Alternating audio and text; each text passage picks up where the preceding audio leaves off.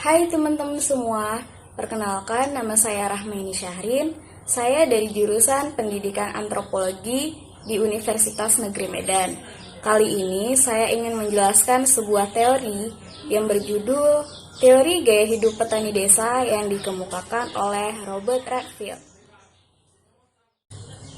Jadi, Robert Redfield ini terkenal dengan teorinya yang berjudul Gaya Hidup Petani Desa atau The Peasant Style of Life, dikenal juga dengan tipe kepribadian petani desa atau the personality type of the peasant.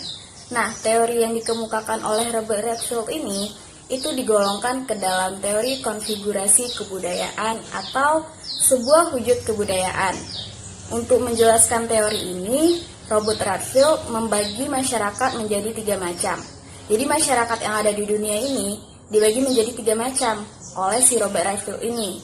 Yang pertama masyarakat folk, yang kedua masyarakat petani desa, yang ketiga adalah masyarakat perkotaan.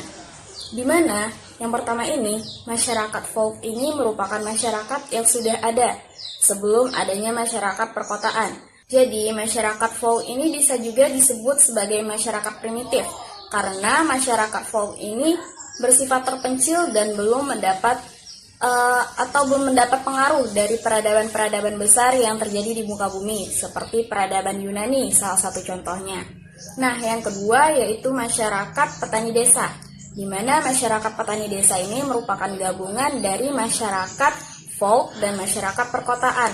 Jadi, masyarakat petani desa ini adalah sebuah masyarakat folk terdahulu yang mendapat sentuhan dengan masyarakat perkotaan. Untuk jenis masyarakat yang ketiga yaitu masyarakat perkotaan. Namanya aja sudah masyarakat perkotaan, berarti sudah pasti mereka hidup atau tinggal di wilayah perkotaan. Mereka bersifat lebih ke arah modern karena mereka sudah mengenal teknologi-teknologi dari yang dibawa oleh peradaban-peradaban besar yang terjadi di muka bumi. Karena saya ingin membahas tentang teori gaya hidup petani desa, maka saya akan lebih memperdalam tentang apa sih masyarakat petani desa itu. Jadi masyarakat petani desa ini merupakan bentuk masyarakat folk yang sudah mendapat sentuhan dengan masyarakat perkotaan seperti yang tadi sudah saya bilangkan, sehingga sudah terpengaruh kebudayaan modern walaupun kurang mendalam dan hanya bersifat superficial.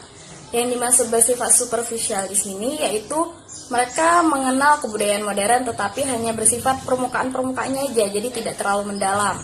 Selanjutnya, masyarakat petani desa itu tergantung sekali dari masyarakat perkotaan.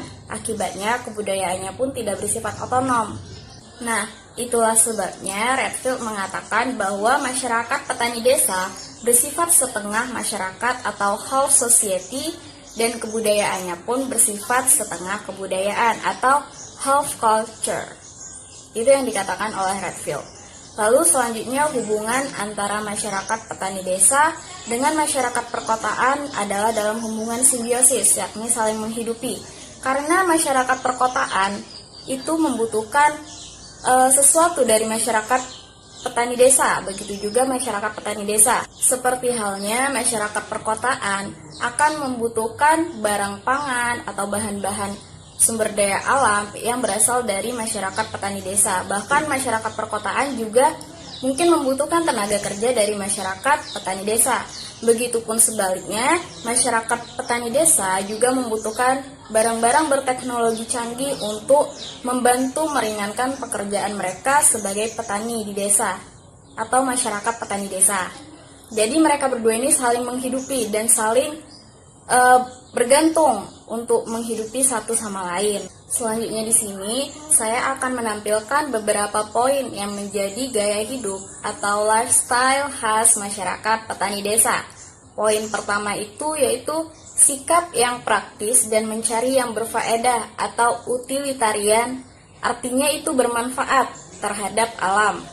Selanjutnya mereka lebih menonjolkan pada segi perasaan daripada rasio. Nah, di sini saya jelaskan kembali.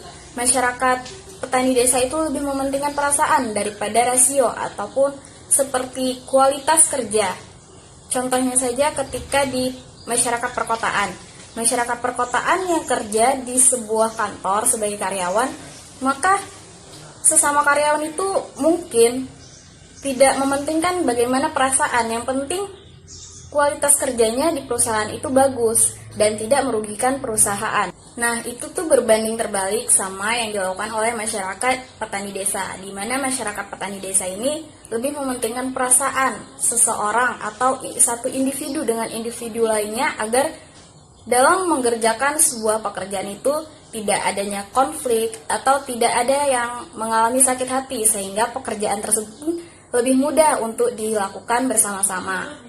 Lalu poin selanjutnya yaitu mereka sangat mengutamakan atau concern pada kesejahteraan hidup dan kepastian hidup.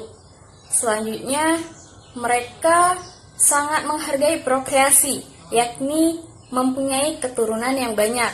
Poin selanjutnya, mereka mendambakan kekayaan dan menghubungkan keadilan sosial dengan pekerjaan. Di samping itu, James Dananjaja juga pernah melakukan sebuah penelitian di Desa Trunyan di Bali dan Situlubanua di Nias. Maka dapat ditambahkan gaya hidup petani desa selanjutnya, yaitu bersikap konservatif atau bersikap tradisional dan sesederhana mungkin. Lalu gemar memamerkan kekayaan. Nah, di poin gemar memamerkan kekayaan ini, masyarakat petani desa mempunyai sikap yang berbeda dengan masyarakat perkotaan, di mana mereka lebih cenderung memamerkan kekayaan yang berbentuk seperti sawah yang berhektar-hektar, tanah yang luas, punya beberapa ekor ternak seperti sapi, domba, dan lain sebagainya.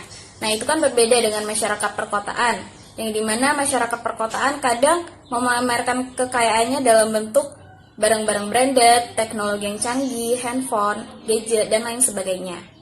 Selanjutnya, poin terakhirnya itu yaitu strategi yang biasa mereka gunakan untuk menolak paksaan dari luar adalah dengan cara penolakan yang bersifat pasif atau passive resistance.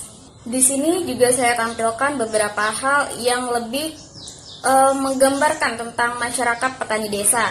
Poin pertama itu, masyarakat petani desa hidup karena mempertahankan sikap kegotong royongan tradisional yang berdasarkan solidaritas sosial masyarakat folk. Jadi masyarakat folk itu terkenal banget sama sikap kegotong royongan tradisionalnya. Nah, itu diambil atau tetap dijaga oleh masyarakat petani desa. Selanjutnya itu, hubungan kekerabatan masih memegang peranan penting. Lalu tujuan hidupnya sudah terang, yaitu untuk menjadi kaya, punya banyak keturunan, memperoleh keamanan dan kesejahteraan hidup. Dan poin terakhir, mereka juga tidak segan mengambil beberapa sifat modern untuk dijadikan bagian dari hidupnya, seperti berdagang dengan menggunakan uang, pengendalian sosial yang bersifat formal maupun informal mengenai ekonomi maupun politik. Nah, di slide berikutnya perlu kiranya diketahui bahwa di kota-kota besar seperti negara-negara berkembang, contohnya seperti Indonesia, masih ada juga komunitas-komunitas yang mempunyai sifat petani desa. Hal ini disebabkan karena dalam batas-batas tertentu, masyarakat masih mempertahankan sikap dan nilai gaya hidup masyarakat petani desa. Pokoknya di negara-negara berkembang, khususnya di Indonesia aja, itu masih banyak sekali komunitas-komunitas petani desa. Sehingga di kota-kota tertentu itu masih ada desa-desa yang bersifat tradisional dan mempertahankan ciri khas dari masyarakat folk yang mereka gabungkan dengan ciri khas dari masyarakat perkotaan. Kesimpulan saya tentang penjelasan dari teori gaya hidup petani desa yang dikemukakan oleh Robert Redfield menjelaskan bahwa masyarakat petani desa merupakan masyarakat gabungan antara masyarakat folk dan masyarakat perkotaan. Masyarakat petani desa juga mempunyai gaya hidup yang menjadi ciri khasnya dan merupakan sebuah pandangan hidup atau worldview dari masyarakat yang hidup di daerah pedesaan. Gaya hidup semacam ini mungkin diperkembangkan sebagai akibat adanya adaptasi dari sifat masyarakat folk dalam rangka memenuhi hidup baru yang diakibatkan oleh timbulnya masyarakat perkotaan. Sekian penjelasan saya mengenai teori gaya hidup petani desa oleh Robert Redfield. Sekiranya ada kesalahan kata atau kesalahan dalam penjelasan, saya mohon maaf. Saya ucapkan terima kasih kepada teman-teman yang sudah menonton video saya. Semoga video ini dapat membantu teman-teman yang ingin mengetahui tentang apa itu teori gaya hidup petani desa oleh Robert Redfield. Sampai jumpa lagi.